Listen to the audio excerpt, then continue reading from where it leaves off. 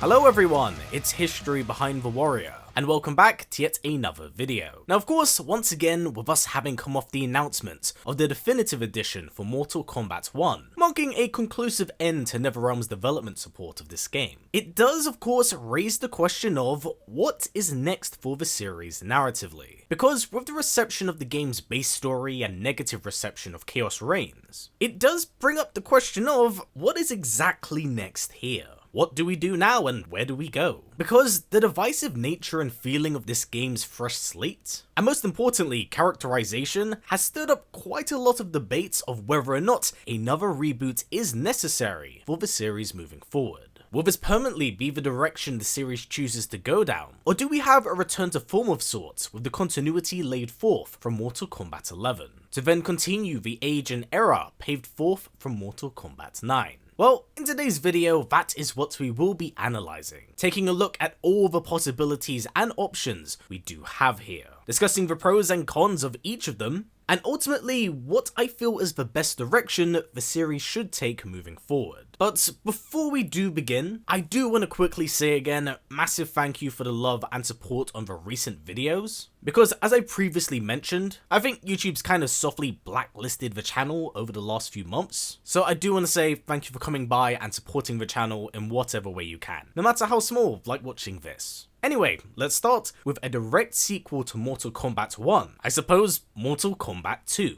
Now of course with it being a sequel, it does allow us to continue the established narrative canon, allowing us to follow through on our established characters with the hopes of fleshing out and tweaking some of the narrative elements that don't jive with its established canon. And by following this direction and path, it does actually mean that we finally get that Onaga story that's been lingering for so long now. Something that really has been set up in the present, as we know that Shijenko exists, Onaga has been unleashed by Reiko, and the undead dragon army, now known as the Army of General Xing, does exist in the present. Along with this, whilst absolutely a prediction on my end, if we are to follow the trend of keeping some of the 3D era characters around, we really do have a great opportunity to have them meet and interact with some of the characters introduced from the NRS era, as both were kind of created in the same vein, introduced as the next generation fighters for both eras. Thus, it can lead to some really fun and interesting interactions that I've never met in game, that genuinely would be very cool to see. Yet, understandably, it's not all sunshine and rainbows, because, well, it's the new current established canon. And while certain elements of characters can be changed or adjusted, such as Choir learning cryomancy instead of pyromancy, it does undo certain elements within their own lore, such as the cryomancy heritage. And then you have the marriage to Harumi, and how Hanzo Hasashi is a young man in the current present. Whilst all of these things are relatively minor in the grand scheme of things, a lot needs to be done here in order to revert it back to the older canon. And even then, there's simply factors that can't be undone in that regard. That's arguably the biggest problem and largest hurdle that can't be overcome. But even then, that's not the biggest problem and issue here. It's actually Onaga. Well, kind of. You see, there's no easy way to paint this, because if Onaga is the main big bad of Mortal Kombat 2, then in many ways it is designed to be a spiritual successor to Mortal Kombat Deception, a game deemed by many to be the best MK of all time. And with the modern day tech they have and what they've done in the past, I don't think like anything short of that will cut it. But here's the thing, right? I think with the right amount of time, scheduling and funding, this could actually genuinely happen, and we could get a game that succeeds Deception. But I simply don't think that's the case. Whilst NRS did break its traditional 2-year cycle from 11 to 1, it shows that even with a bit of extra time, doesn't mean that the product will necessarily come out better. And here's also kind of the hard truth about Mortal Kombat 2. The reboot continuity has never and will never be an accurate retelling of Deception. And to some, that's a deal breaker. But for me, in my mind, I don't want a one-for-one retelling. If I wanted that, I'd just play the original games. But now NetherRealm have a story in their plate that, one, not only do they need to refill, retell and alter to fit the current canon, and do so in a way that is satisfying to older and present fans, but two, they have to fill up the shoes left behind by the Conquest mode. a key feature of not just the 3D trilogy, but that game directly. And as much as I love the cinematic approach to storytelling, this is where I feel the divide really appears. Because this is where I say the difference is between a gamey game and a cinematic immersive experience. There's two different directions they can go down, but I think the bitter pill to swallow is that I don't see them approaching a conquest mode anytime soon. My current and biggest overall worry is that due to how high the expectations are for this installment, they may just do their infamous first hour wrap up. And for those of you who don't know, what I mean is that NRS have a really bad habit of setting things up in prior titles to then resolve it in the first hour or two of the game. They did it with Shinnok, they did it with Dark Raiden, and even up to a certain extent, the Great Kung Lao. And considering the weight that this story does carry, I do think this may be a route they take.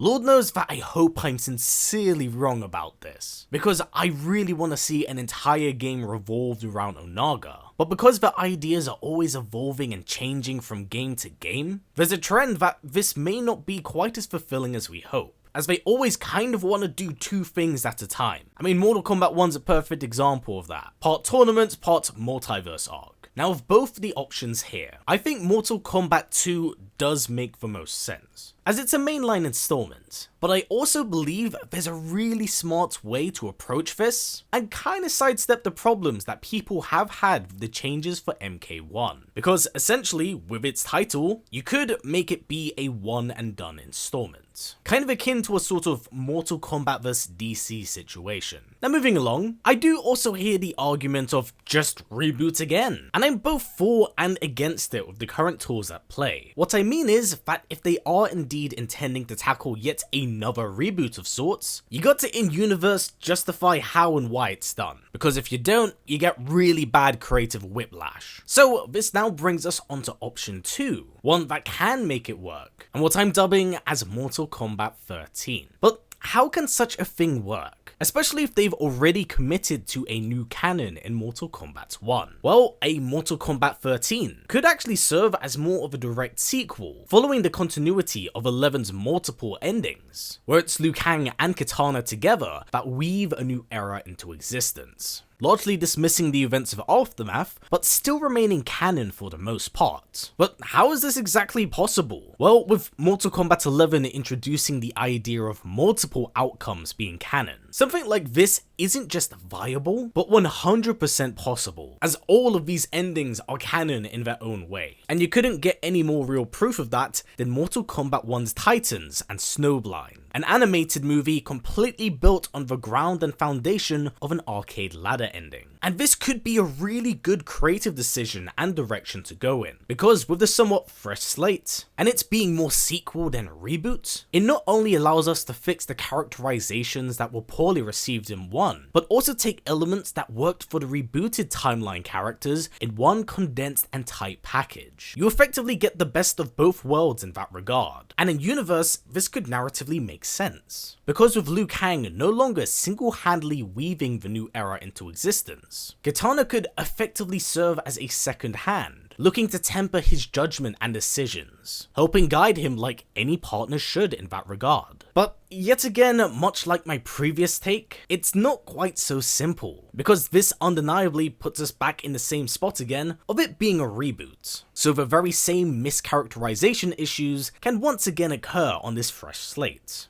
That's why throughout this entire section, I've been more so reinforcing that it's going to be more of a sequel than that of a full-on reboot. Plus, with it being Mortal Kombat and a newish timeline, it does kind of mean we gotta do the Mortal Kombat tournament again. And look, I do love me a good tournament like anyone else, but at this point, it's clearly a go-to formula for success, and I mean, it does it well, and it's been a centerpiece of the series for a very long time. But admittedly, it does feel kinda played out. So if they are to approach the whole tournaments thing, it does have to be done in a completely different manner with a very different approach. And along with this, we do kind of have to set up a new villain, which can be both a good and a bad thing with a fresh slate. But admittedly, if it's anything but Onaga at this point, it's gonna be disappointing. And Shang and Xiao have been really heavily utilized over the last 2 games. So they have to do an Onaga or a Blaze or just like a new villain, or at least something to add into the mix with Onaga. So with that in mind, of the 2 choices here, I do firmly feel like this is arguably the best direction to go in.